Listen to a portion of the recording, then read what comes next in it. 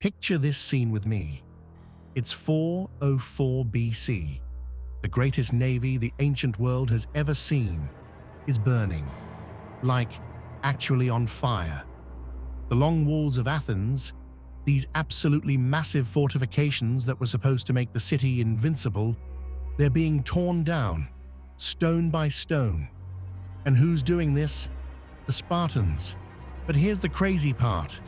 They're not just watching the destruction, they're throwing a party. I'm serious. Flute girls are playing music. Wine is flowing everywhere.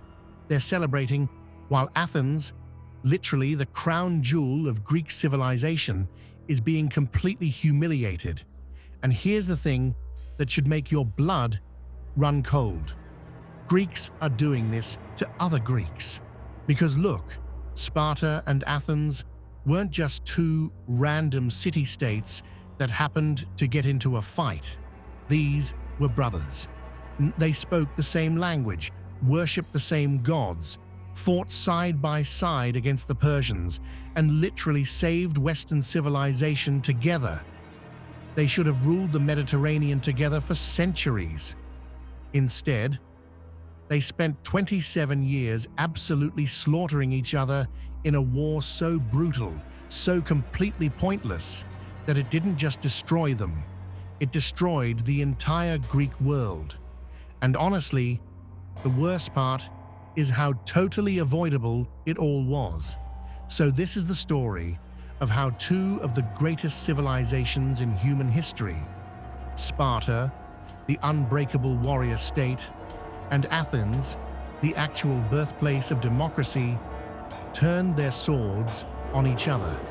How jealousy and pride and the complete inability to share power transformed allies into mortal enemies. How brothers became destroyers. This is Sparta versus Athens, the rivalry that killed Greece. Let's dive in. All right, so to really understand how these two brothers ended up destroying each other, you first need to get just how different they actually were. Because Sparta and Athens, they weren't just rival city-states competing for power, they were like opposite philosophies made real, completely different ways of living. Two totally different answers to the same basic question. What does it even mean to be Greek? Let's start with Sparta, because honestly, Sparta is wild. Imagine a society where literally everything, and I mean everything, is designed around war. You're born? Cool. They inspect you like you're a piece of equipment. Weak or deformed in any way. You're getting left on a mountainside to die. Harsh, right? But wait, it gets worse. You actually survive infancy? Congrats, kid. At age 7 years old, you're getting ripped away from your mother's arms and thrown into the Agog. That's their military training program, and it's hands down the most brutal thing the ancient world ever created. They beat you. They starved you on purpose. They made you sleep on beds of reeds that you had to weave yourself. They gave you exactly one cloak for the entire year. And yeah, that includes freezing winters. Oh, and if you wanted more food than your tiny rations, you had to steal it. But here's the twist. If you got caught stealing, they didn't punish you for stealing. They punished you for being stupid enough to get caught. And this went on until you were 30. 30 years old before you were even considered a full Spartan citizen. And even then, you still lived in communal barracks, eating the blandest food imaginable with your fellow warriors, because heaven forbid you get soft, enjoying family life. Oh, and the Spartans didn't build walls around their city. You know why? Because they genuinely believed that they were the walls. Every single Spartan man was a living weapon. And you know what? They were terrifyingly good at it. Now, Athens? Complete and total opposite. Athens was loud, chaotic, absolutely beautiful, and free. This was a city of ideas, you know? philosophy, drama, art, democracy, all the stuff that actually makes civilization worth having in the first place. While Spartan boys were learning the 17 different ways to kill someone in formation, Athenian boys were hanging out in the marketplace debating with Socrates about the nature of justice. And Athens had the greatest navy the Greek world had ever seen. Their triremes, these sleek warships with 3 rows of oars, completely dominated the Aegean Sea.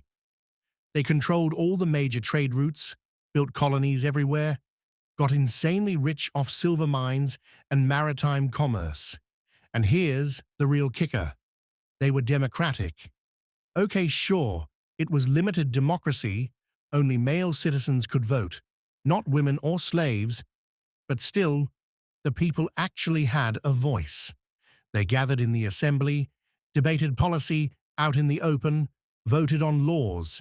This was the polar opposite of Sparta's rigid dual-king military dictatorship. So you've got Sparta on one side, pure discipline, sacrifice, strength through shared suffering. Equality, because everyone endures the same hell together. And Athens on the other, freedom, creativity, wild ambition, and serious wealth. The birthplace of theatre and philosophy, the place where human minds could actually soar. And here's the thing that kills me about this whole story. Greece genuinely needed both of them. Sparta's unbreakable military strength, Athens' cultural genius and innovation. Together, they were completely unstoppable. But here's what neither side could ever accept: sharing the spotlight. Sparta looked at Athens and saw a bunch of arrogant, soft intellectuals getting obscenely rich off trade deals while real men were bleeding on actual battlefields. Athens looked at Sparta and saw backwards, culturally dead brutes who were completely stuck in the past and had nothing to offer except violence, jealousy, contempt, fear. And when Persia came knocking at Greece's door, that rivalry got put on hold, but only temporarily. 480 BC. The Persian Empire, literally the largest empire the world had ever seen up to that point, is invading Greece with a military force so absolutely massive that ancient historians claimed it drank entire rivers dry just marching through. King Xerxes wants revenge, right? His father Darius got seriously embarrassed at the Battle of Marathon about a decade earlier, and now Xerxes is bringing everything he's got. We're talking hundreds of thousands of troops, a navy so big it supposedly blotted out the horizon. He's not here to just conquer Greece. He's here to completely erase it from existence, and for maybe the first and only time in their entire history, Sparta and Athens actually worked together. You already know the story of Thermopylae, right? 300 Spartans. Well, okay, technically 300 Spartans plus about 7,000 other Greeks. But who's really counting? Holding this narrow mountain pass against the entire Persian army. King Leonidas and his men knew going in that it was a suicide mission. They knew they weren't coming home. But they held that pass for 3 solid days. 3 days of pure, unrelenting carnage. The Persians literally had to climb over walls made of their own dead bodies just to even reach the Spartan shields. There's this story, probably exaggerated but I love it, where a Persian envoy tried to intimidate the Spartans by saying their arrows would be so numerous they'd blot out the sun. And this Spartan warrior named Dienekes supposedly just shrugged and said, "Good, then we'll fight in the shade." That right there, that's Sparta at its absolute finest. Pure discipline, insane courage, the willingness to die so that Greece itself could live. But here's the thing nobody really talks about. Thermopylae was a defeat, a glorious, legendary defeat, but still a defeat. The Persians eventually got through that pass. They marched south and literally burned Athens to the ground. Every temple, every home, every monument reduced to ash. The Athenians had already evacuated, though. They'd fled to their ships and left the city empty.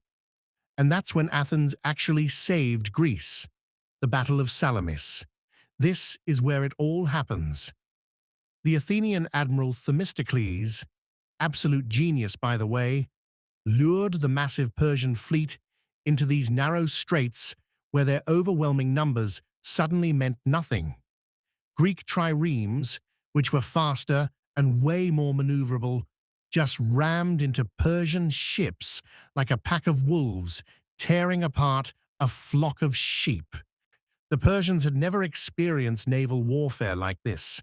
It was coordinated, brutal, devastatingly effective.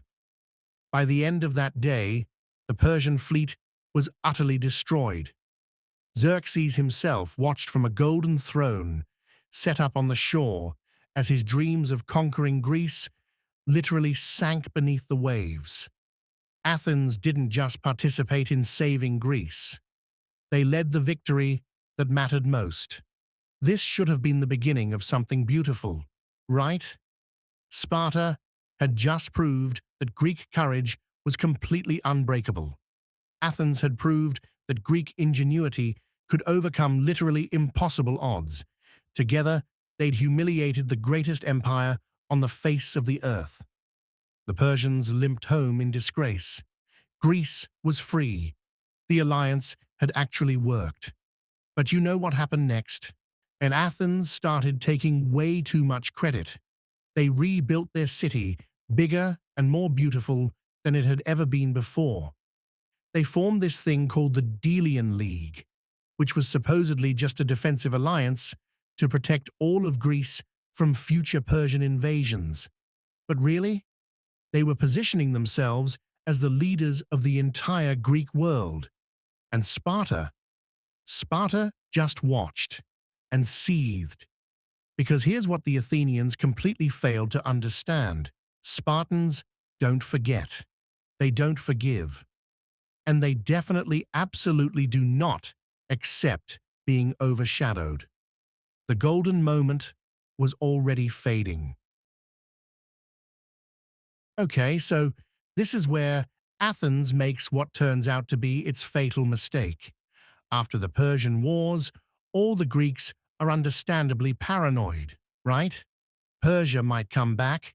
They'd already invaded twice. So Athens proposes this alliance, the Delian League.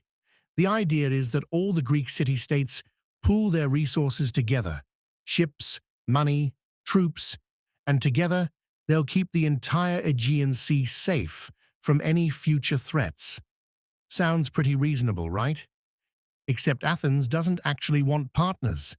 Athens wants subjects. At first, it's kind of subtle.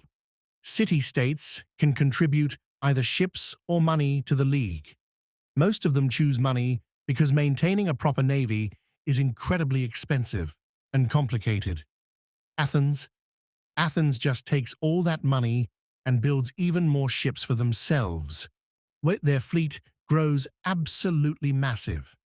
Then Athens moves the League's treasury from the island of Delos, which was supposed to be neutral ground, directly to Athens itself. And then they start using that money not just for mutual defense, but to rebuild their own city, the Parthenon. That magnificent temple that's still standing today, one of the most beautiful buildings ever constructed. Funded with League money, allied money, money that was supposed to be protecting all of Greece. And when some city-states are like, hey, wait a minute, we actually want out of this arrangement, Athens says no. Not just no, hell no. The island of Naxos tries to leave the League. Athens besieges them, tears down their walls, and turns them into tribute-paying subjects. The city of Thassos rebels against Athenian control. Exact same treatment. in Athens just crushes them. The so-called Delian League pretty quickly stops being any kind of alliance and becomes the Athenian Empire. Pericles, Athens' most brilliant leader, genuinely one of the great statesmen of the ancient world. He has this grand vision, right? He sees Athens as the shining beacon of Greek civilization, the cultural center of the Mediterranean, the economic powerhouse, the undisputed military hegemon. And to be completely fair to him, under Pericles' leadership, Athens reaches heights of art, architecture, philosophy, and democratic governance that the world had literally never seen before. But you know who's not impressed by any of this? Sparta. Because Sparta looks at what Athens is doing and sees an arrogant tyrant forcing independent Greek city-states into submission against their will. They see Athens getting obscenely, disgustingly wealthy off what basically amounts to protection money. They see their fellow Greeks, proud, independent polis with their own traditions and histories, getting reduced to nothing more than Athenian cash cows. And here's maybe the worst part. Athens doesn't even care what Sparta thinks about any of it. Pericles basically tells Sparta to stay in their lane. You stick to your Peloponnesian League down south with your little land army. We'll handle the entire Aegean and all the coastal regions. Don't interfere with what we're building. But all these smaller city-states are getting caught directly in the middle. Some of them start looking to Sparta for protection from Athenian imperialism. Others fear Spartan militarism and cling desperately to Athens for safety. And Greece is being split right down the middle. The powder keg is packed full. The fuse is already lit. All it takes now is one spark. And in 431 BC, they get their spark. There's this relatively small conflict between Corinth, which is Sparta's ally, and Corcyra, which turns around and asks Athens for help. Trade disputes, broken treaties, insults and accusations flying back and forth between the major powers. Neither side is willing to back down even a little bit. Neither side can afford to look weak in front of the other Greek states. And just like that, it begins. 431 BC. The Peloponnesian War officially kicks off. And right from the very beginning, everyone involved knows this is going to be absolutely ugly. This isn't Sparta versus Persia anymore. This isn't foreign invaders threatening Greek freedom and independence. This is Greek killing Greek, brother slaughtering brother. The two greatest powers in the entire Greek world trying to literally strangle each other to death. The strategies both sides use are actually fascinating because they're perfectly designed to completely frustrate each other. Sparta's plan is simple. Invade Attica every single summer. Burn all the crops in the fields. Destroy the farms and olive groves. Force Athens to come out from behind their walls and fight an actual land battle, which Sparta will absolutely win because Spartans are basically unbeatable in traditional hoplite warfare. Athens' counter-strategy: just refuse to fight that battle. Everyone retreats behind the long walls, those massive fortifications connecting Athens proper to its port at Piraeus. Athens controls the sea completely, so they can just import food by ship indefinitely. Meanwhile, their navy sails around the Peloponnese, harassing Sparta's coastal allies and launching raids wherever they want. It's the classic unstoppable force meets immovable object. Except then something happens that absolutely nobody planned for or could have predicted. 430 BC. A plague hits Athens. We still don't know exactly what disease it was. Could have been typhoid, maybe Ebola, nay, possibly some disease that doesn't even exist in the modern world anymore. But whatever it is, It's absolutely catastrophic. You've got all these people packed inside the walls, living in incredibly crowded, unsanitary conditions, and this disease just rips through the population like wildfire. The symptoms are genuinely horrific: intense fever, rash covering the entire body, uncontrollable vomiting. People are throwing themselves into wells and fountains, trying desperately to cool down their burning skin.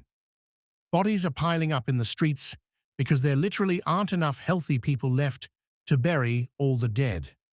And Pericles, the great Pericles himself, the man who led Athens to unprecedented glory, he dies of the plague. Athens loses something like a third of its entire population. A third, and including their greatest leader and strategic mind. You'd think that level of complete devastation would end the war, right? That surely both sides would step back and reconsider this madness. It doesn't. The war just keeps dragging on, year after brutal year. Burning farms every summer, naval raids back and forth, small battles here and there, lengthy sieges. Athens and Sparta are locked in this death grip, and neither side will let go for anything. Finally, in 421 BC, they managed to agree to the Peace of Nicias, a 50-year truce. Everyone's completely exhausted. Both sides have bled more than enough. The peace lasts exactly 6 years, because Athens just can't help themselves. 415 BC. Athens decides, and I still can't believe this actually happened, to invade Sicily.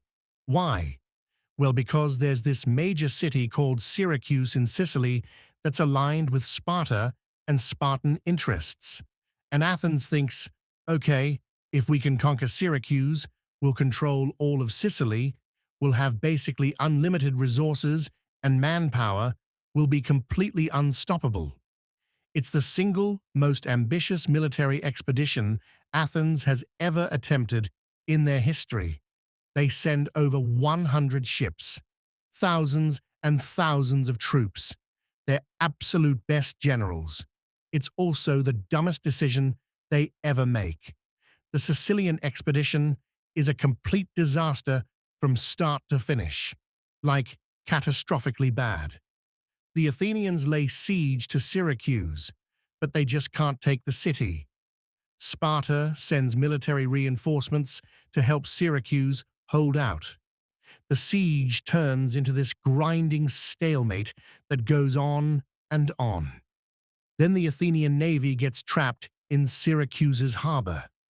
They try to retreat overland, but they get systematically hunted down. The Athenian army, the pride of their entire empire, their best and brightest, gets completely annihilated. Thousands killed in battle or executed afterward. Thousands more sold into slavery. The survivors get thrown into these stone quarries where they die slowly and agonizingly from exposure, starvation, and disease. Athens loses everything: their fleet, their army, their reputation for invincibility. And Sparta smells blood in the water. With Persian money, oh God, the irony of that, Sparta actually builds their own fleet to challenge Athens at sea, and they start winning naval battles. Yet they systematically cut off Athens' grain supply routes from the Black Sea. Athens keeps fighting somehow. They scrape together new fleets using their last reserves.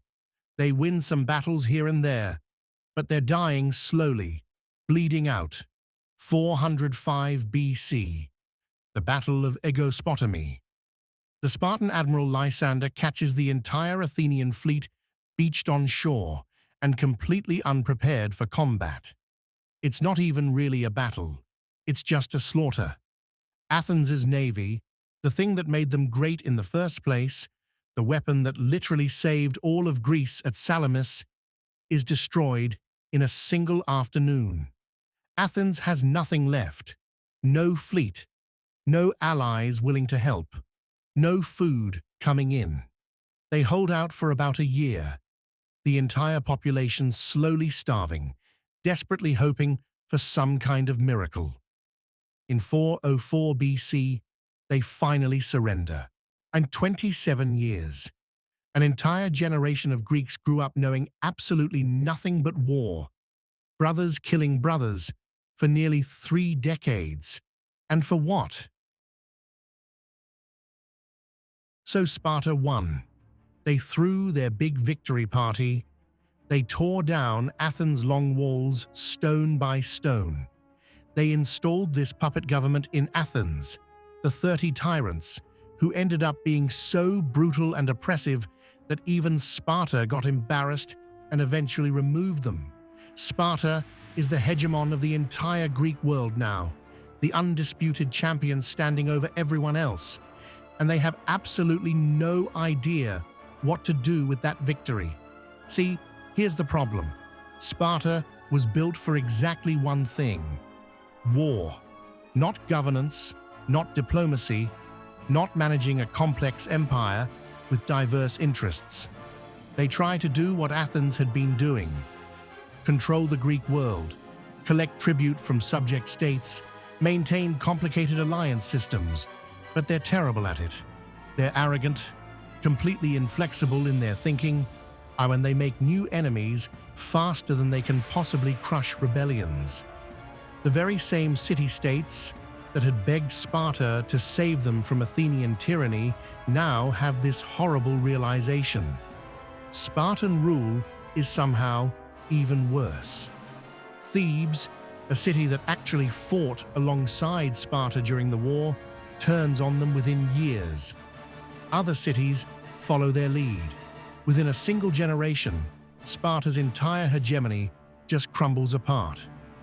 But here's the real tragedy underneath all of this. Greece itself is broken. Fundamentally broken. The Peloponnesian War didn't just weaken Athens and Sparta. It completely shattered the entire Greek world, economically devastated, militarily exhausted, politically fragmented beyond repair. Trust between city-states, gone forever. The idea that Greeks could actually unite for any common purpose, dead and buried. And while all the Greeks were busy tearing each other apart, someone was watching very carefully from up north, Macedon. Philip II looks down at Greece and sees a bunch of squabbling city-states that are too proud and way too weak to actually resist him. So he builds himself a professional standing army, modernizes military tactics, and just starts conquering Greek territory piece by piece. The Greeks try to resist him. Sparta and Athens even end up fighting together. One last time, for old time's sake, at the Battle of Chaeronea in 338 BC. They lose badly. Philip conquers Greece without even breaking a sweat. And his son? Well, his son happens to be Alexander the Great. Alexander takes the entire Greek military tradition, the phalanx formation, the tactics, and the warrior culture that Sparta and Athens built, and he uses all of it to conquer the known world. Persia, Egypt, pushes all the way to India. Greece just gets dragged along for the ride, not as leaders of this new world, as subjects. The civilization that invented democracy, philosophy, theater, and mathematics, the people who defeated the Persian Empire and should have ruled the entire Mediterranean for centuries, reduced to basically a footnote in the Macedonian Empire's story. Because Sparta and Athens couldn't figure out how to share. So what do we actually take from all of this? Sparta and Athens had literally everything: unmatched military might, cultural genius, enormous wealth, innovation that changed human history, the respect and fear of the entire ancient world. Together, they saved Western civilization from Persian conquest. Together, they could have built an empire that would have made Rome look like a practice run. Instead, They spent 27 years killing each other over pride, jealousy, and the complete inability to compromise on anything. Just think about what Greece could have been. Imagine if Athens's incredible navy and Sparta's unbeatable army had kept working together. Imagine if Athenian philosophers had access to Spartan discipline and focus. If Spartan warriors had been inspired by Athenian culture and creativity. Imagine a genuinely united Greece expanding across the Mediterranean, spreading democracy and Greek learning centuries before Rome even mattered on the world stage. That's the world we lost. That's what got thrown away. Because here's the thing about this whole story that really gets to me. It was completely avoidable. Nobody actually had to go to war. The disputes that started the Peloponnesian War were petty, trade disagreements, hurt feelings between allies, accusations of broken treaties over minor incidents. This was stuff that honest diplomacy could have solved. But both sides were too proud to back down even an inch, too convinced of their own absolute righteousness, too afraid of looking weak in front of the other Greek states. Sound familiar?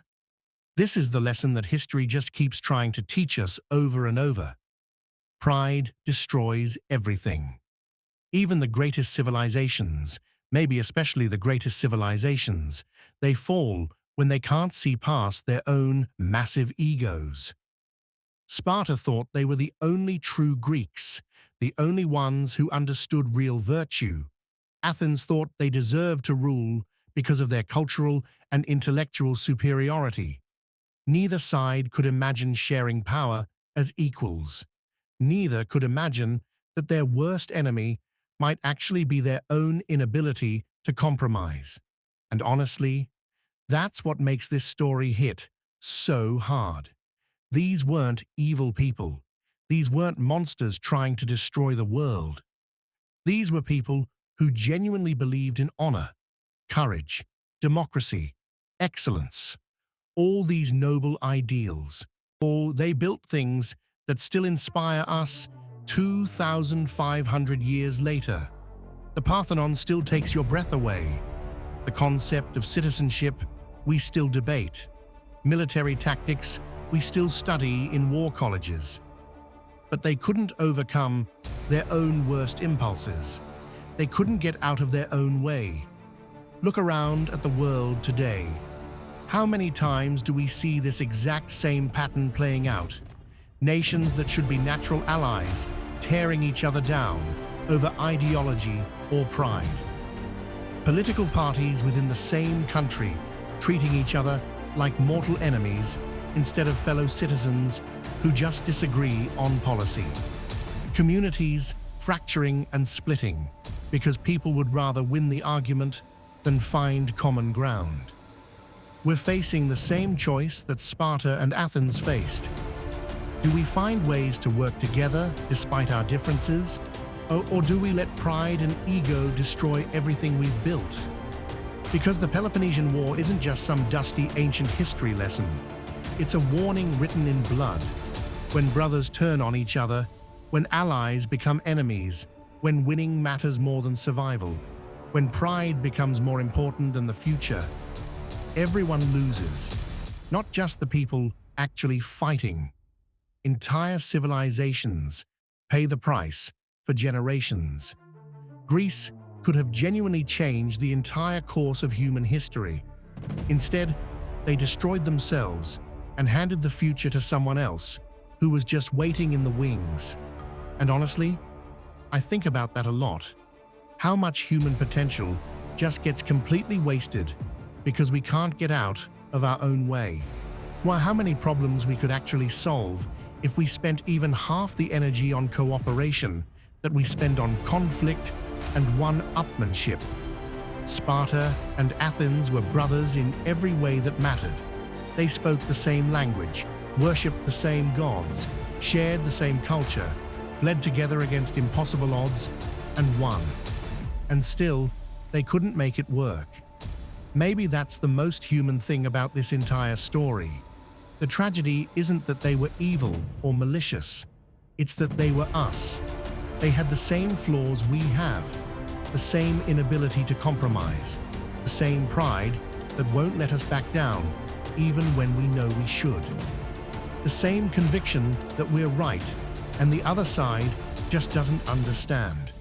Sparta versus Athens, brothers who destroyed Greece. And honestly, let's try really hard not to repeat their mistake.